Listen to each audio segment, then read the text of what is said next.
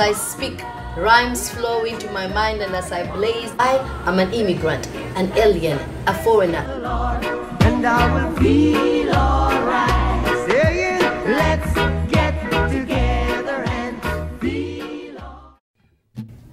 My name is Nnamdi Akwada. I'm originally from Nigeria. I've been in the United States now for some years. We're introducing two shows. One is called Diaspora and Voices, and the second show is called Our Perspective. This is an opportunity for us to be able to add to the discourse within the African culture, within the African diaspora. We believe that after obtaining our educations and after being here for some time, that we need to provide the avenues to contribute to the development of the African continent, and we need to be hands-on in achieving that. The African continent is undergoing a renaissance, and we believe that our voices, our perspective needs to be added onto the furtherance of that renaissance. Thank you.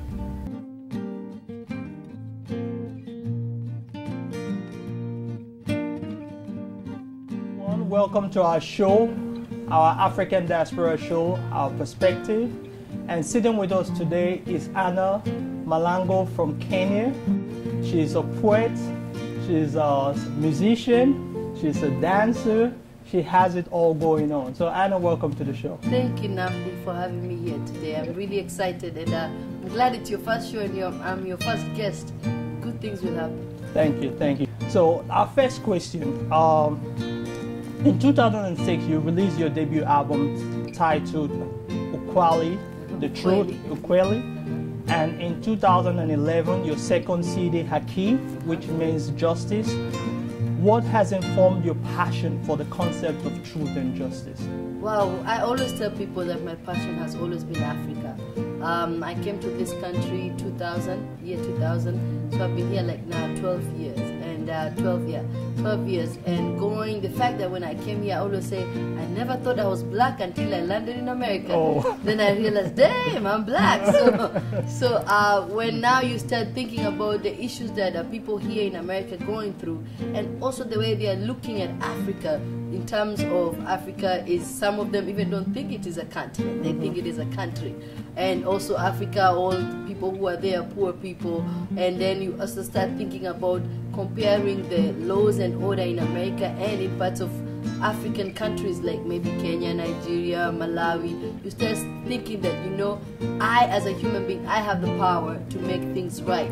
I have the power to educate people here in America about the good things of Africa, the fact that Africa is the richest continent in natural resources. Yes. I have to tell them about that, but at the same time, I have to be the one who speaks for the people, because God has given me this talent, and tell people that, look, if your country has some form of injustice, it's up to you to elect the right leaders, it's up to you to agitate, and it's up to you to make things work. That's why when I write music and when I come up with my CDs and albums, I always give them a title, because it tells me where I am as a person and as a musician, and where I am with the issues of social injustice. Social injustice. Yeah. Thanks for that answer.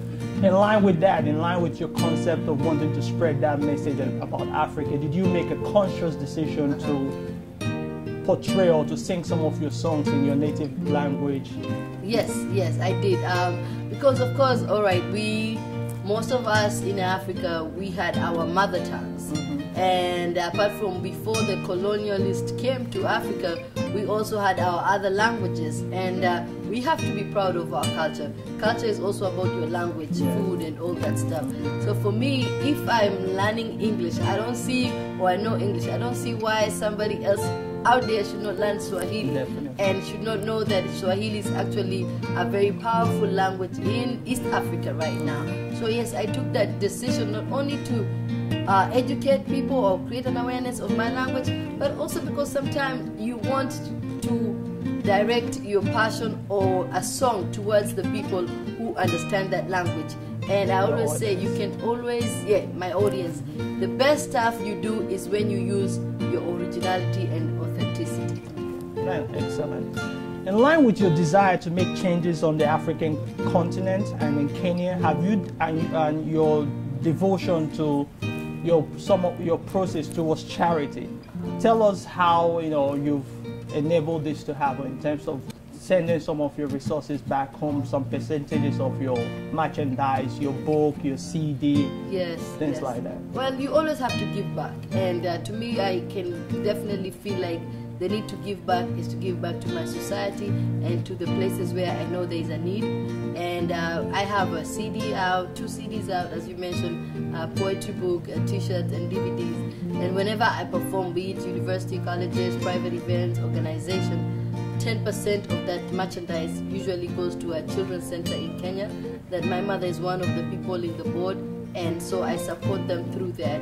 And I also try to support other people by just mentioning the fact that you can also start your own thing and give back to your society. But for right now, I usually support those organizations in Kenya.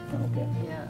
And you said your mother is involved with you. What's the name of the organization you guys are supporting back in Kenya? The organization is called Upendo Girl Child Center, or Upendo, I believe it's Upendo Girl Child Center, but it deals not only with the girl child but also with the boys. Okay. Yes, and it is a school, it starts from elementary to 8th grade. Okay. And after that, we try also to support families who are not able to take their children to high school by getting them to partner or get them sponsors so that they can be able to go to high school. Okay. Yeah. Where in Kenya is the Upendo Girl and Child Foundation? Where exactly is it located? It is located in Mathare slums, and those slums are in Nairobi, part of Nairobi. So it's located in the Mathare slums close by, and it's been there for a while now. Okay. Yeah. So, and what made you decide to pick that particular institution as opposed to other institutions in Kenya or in Nairobi, the capital of Kenya? Well, as I said, it's not only that institution. Sometimes I go to different organizations which are doing fundraising, and I support them by my work. So it could be Tanzania, where I usually go to perform for this lady who has an organization called Shina. It could be IFI, which is my dear friend, African Women of Cancer Awareness Association. So it's just not in Kenya. But I of course, Kenya is dear to me because that's where I was born and that's where I grew up. Okay. Yes. As you may know, there are certain school of thoughts about rendering assistance to the continent of Africa. Yes. There are certain people that believe that we in the diaspora, that when we send funds into the continent, that somehow we aid in either the dereliction of duties for the people running the continent, our rulers. We make them not to do what they're supposed to do in terms of being able to be accountable to the populace. Okay. So we make them more relaxed, and we make even the citizenry not being able to say, okay, what are you guys? We elected you. What are the results? What are the things, the objective of this election? What are the tangible things you can get from this? You being in power. So what are your thoughts about that? Well, I mean, you have to agree with me that, as they say, I think in Kenya, I don't know whether Sierra Leone is the same or Nigeria, they say remittances are one of the main sources of the economic growth in Kenya right now. The money that diasporans send home, they send the money not directly to say, okay, it's helping the government, but because of the channel that it uses, it also gets to the economy. But we send the money to our mothers, to our fathers, to our sisters, our siblings. So we have to continue doing that. We can't just say, oh, I'm not going to send money home because it's enabling the government, or it's enabling, because at the end of it all, if your mother is sick, or if you have a cousin and she needs tuition or school fees, and you are the one who can afford it, you can send it to her. You can't say, if I send this remittances, I don't know, at the end. No, you can't do that. The issue is that I think at this moment, because we know as diasporans we have economic power to our African countries, then we need to maybe form what people call lobbyists here, who can now impose, or not only impose, but go and meet with these leaders and tell them we support the economy of our countries. We need this, this, and this. We need, like Kenya, we need to vote the next general election as diasporans. We never got a chance to do that. But we give so much to the economy. Why did they not think about us? So there's something like that. So we need to all have a way we can approach the government and say, we have a stake in this, so please get us involved. At the same time, I think what really makes people say that, oh, when you give aid to Africa, you are enabling them. Yes. And yeah, I had people say that this is not a time to give aid. It's a time for people to be shown how to fish, so that they can get their own fish. So forever. yeah, so I think the issue is also civic education, going to the villages, going to the cities, and being there to tell them, okay, it first starts with the political power, vote the right leaders in, then economic power, agitate or ask for your rights to go to work, to have industry supporting you, and all that stuff. But if we just wait for the aid to come in, it's truly enabling people, because people don't see why they need to work hard if money is coming from outside. So I think there should be a way of teaching people to do things so that they don't depend on other people. Okay. Yeah. We're going to take a short music break. We'll be right back.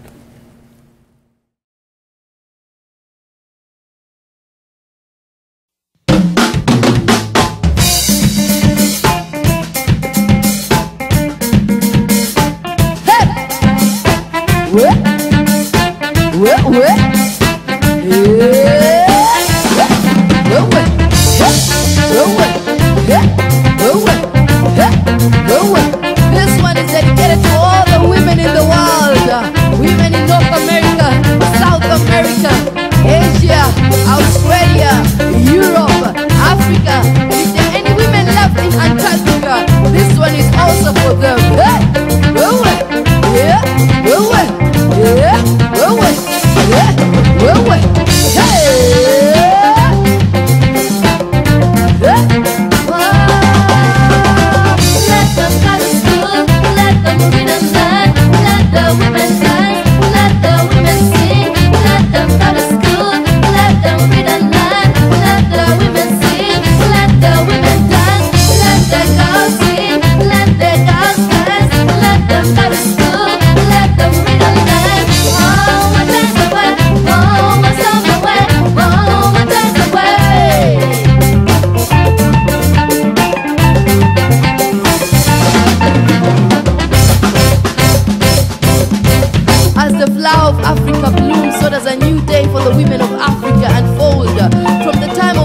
The African woman was not to be a liability and not a prophet. She was to be seen and not to be heard, to be abused, accused, humiliated and despised. Yet women of Africa and women of the world have evolved and transcended despite their hardship. They have survived inequalities, disintegration, physical, verbal and emotional abuse. Women of Africa have survived carrying firewood on their heads, bags of food on their backs, a child on their breast, all at the same time. Walking to the market, talking to themselves, for their voices were not to be heard, but still we rise. Hey!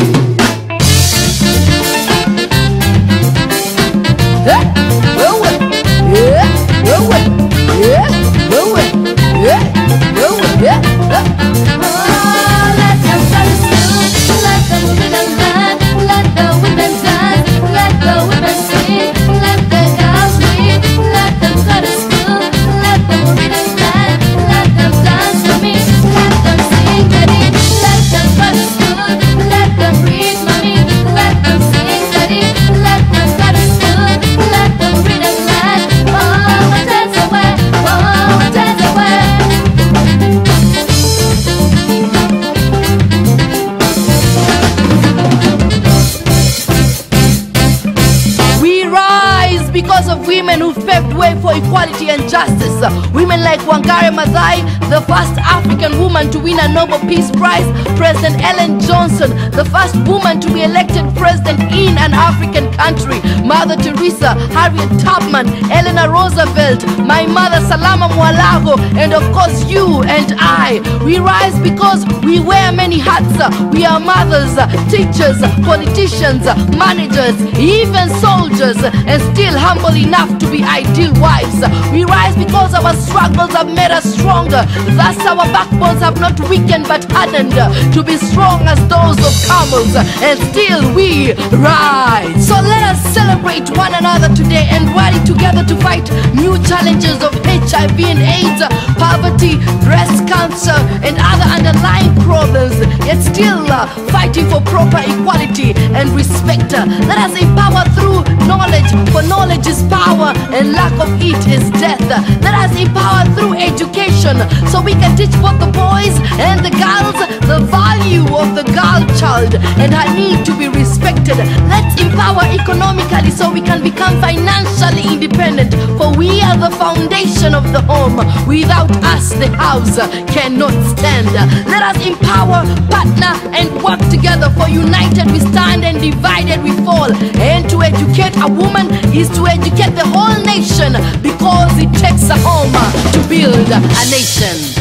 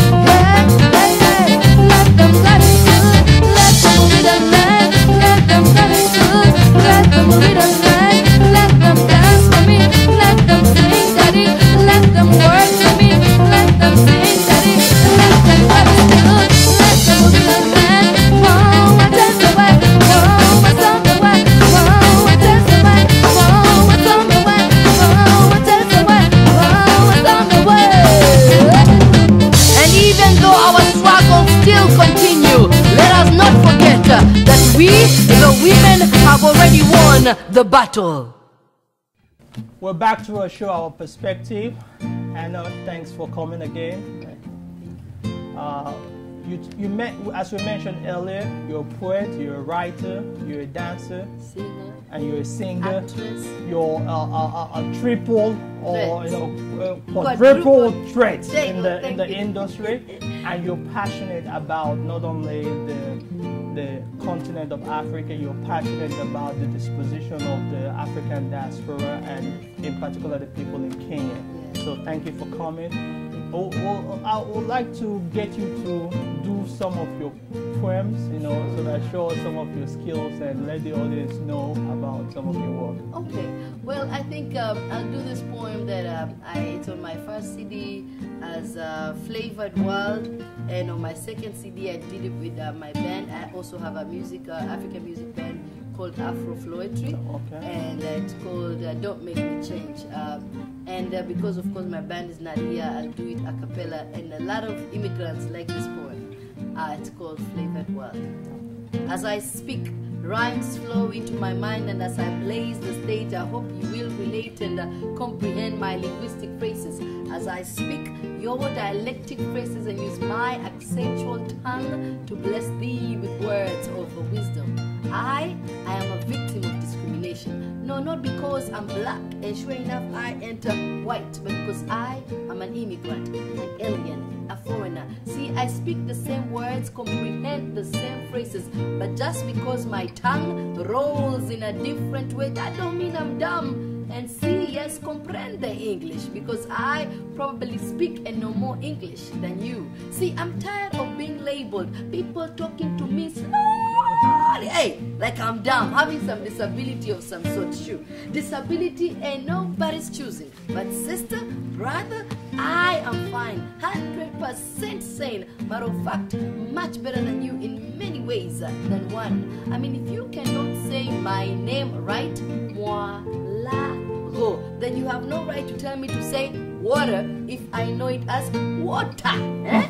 I mean, what is the meaning of this conversation, and what is the purpose of communication? To drink water or to say water? So honey child, please, if you have not walked in my shoes, you have no say in my world, and don't you dare command me to walk in your shoes, because I love the smell of my feet, the feel of my shoes, and the history of my life. I mean, have you ever seen a monkey before? I mean, in real life, do you know what it does? How it jumps? Have you had the pleasure of walking bare feet, feeling the sand, tickling your toes? Have you been cramped up in a bus, loaded with people, each talking their own languages, but their faces looking so similar? Have you had the pleasure of dancing to the rhythm of the drums, and the music of the ululation, making you feel so exhilarated? No.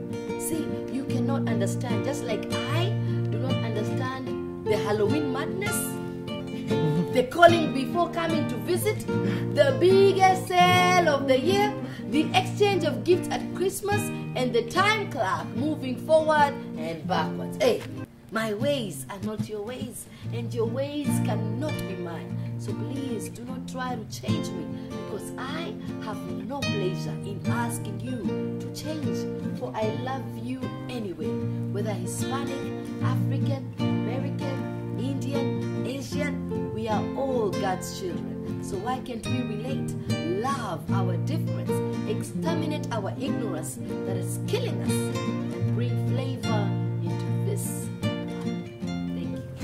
Wow, what a poem. That was ravishing. That was amazing. I think that should be the anthem of all immigrants, no matter where they're from, Africa, I don't care. That should be the anthem. Thank you, Anna, for that excellent poem. Thank you so much.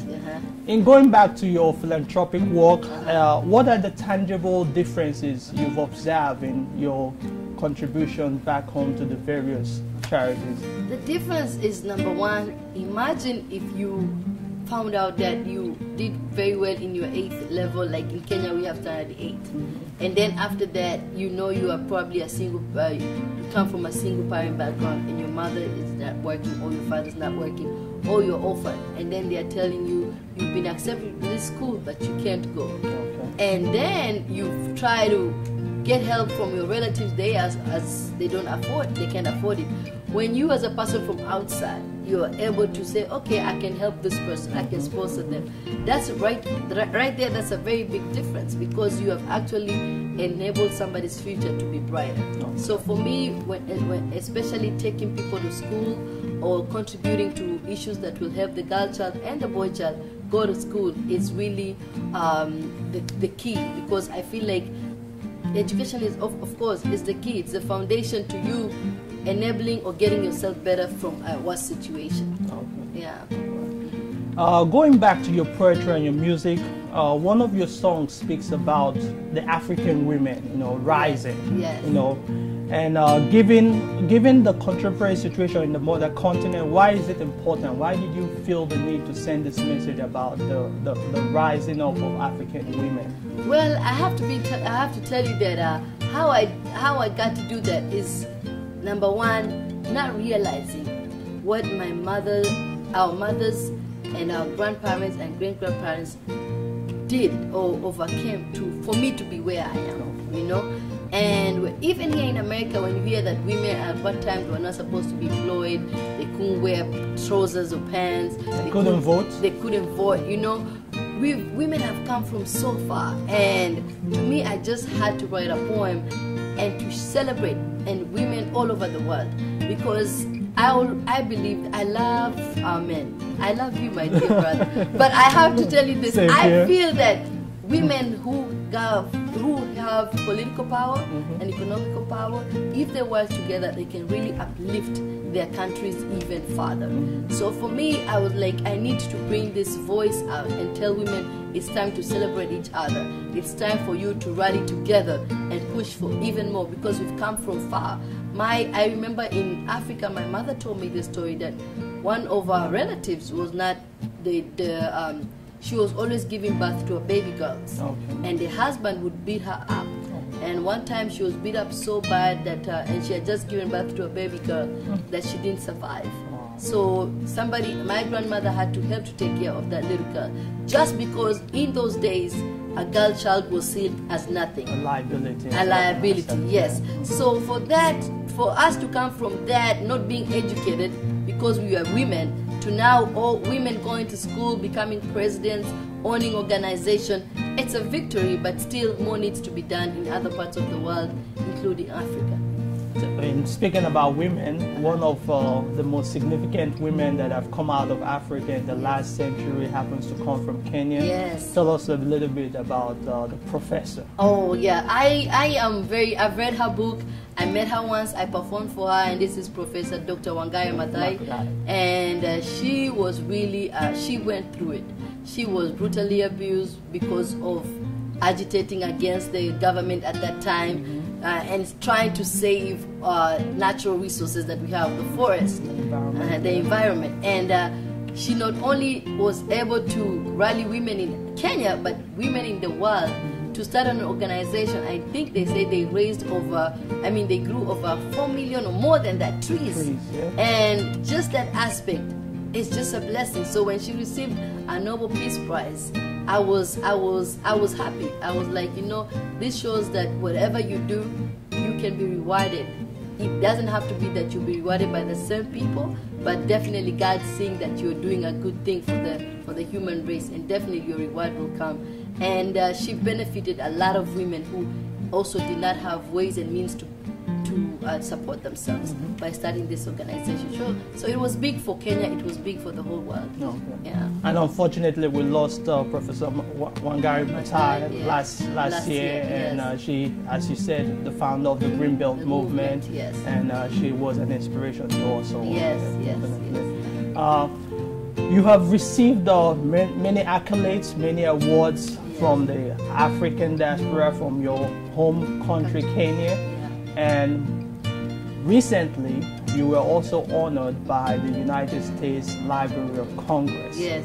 Tell us something about that. Wow, that was really amazing. My book I wrote called Poetry in Exile, and it's about my 10 years living in the diaspora and not being able to go home.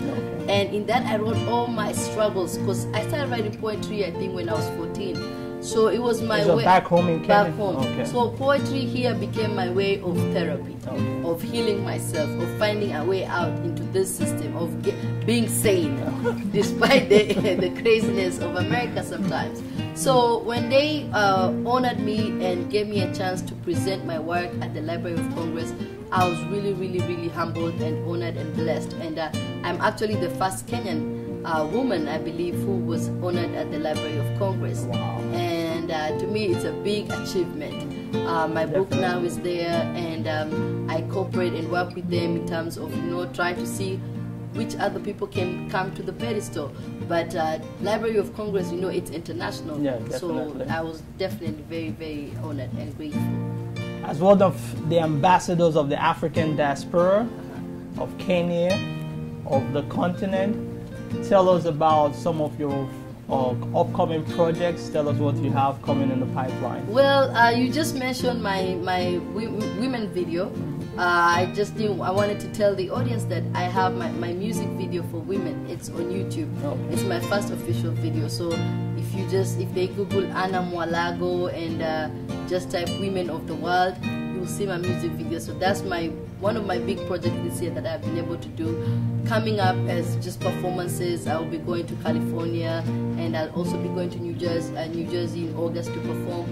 So apart from that, I am thinking of going back to the studio to do my third album, and yeah, just do my third album and see what else I can get myself involved in. But at this time it's more performances and performing for different organizations and trying to get my band together to do more events. Okay. Before we wrap up, give us your contact information. You mentioned the YouTube, the website, Anna Mwalagho. Let's spell that out: ANNAMWALAGHO. There you go. Tell us your website address. My website is just as you said, www.annamwalagho.com, and that's again is ANNAMWALAGHO.com, and one word. And also you can find me on Twitter and Facebook using the social same network. name, social network, Anna Mwalagho. And I'm hoping that I can be able to put more videos on my website so people can take time and go and see some of my videos there. Okay. Again, as we said, this is our first show, and we've had the pleasure to have the radiant Anna Mwalagho as our first guest. Thank you. And it's an honor to have you here.